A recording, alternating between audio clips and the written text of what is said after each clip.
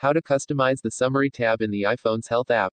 The new Health app on iPhone, introduced in iOS 13, focuses on providing deeper insights using your health data in a dynamic summary view.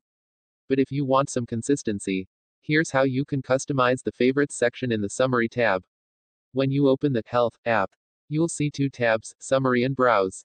The Summary tab, which replaces the old Today view, is a feed that's broken down in a couple of sections like Favorites, Highlights, Health Recommendations, Apps, and more. If you want to view all data, you can go to the Browse tab. Here, select a category to view all activity for the day. While the Summary tab is dynamic, it updates with new information using the connected devices and time of the day. One thing that you have some control over is the Favorites section. Although you can add or remove some data types, sadly, you can't reorder them. To customize the Favorites section, go to the Summary tab. Tap on the Edit button next to the Favorites heading. Here, from the Existing Data tab, take a look at all the available data types. You'll see that each data type has a star icon next to it.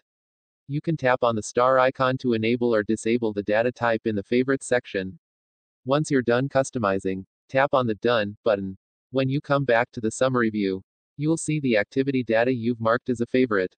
If you're new to the Health app, you should start by setting up your medical ID, which will be useful in emergencies.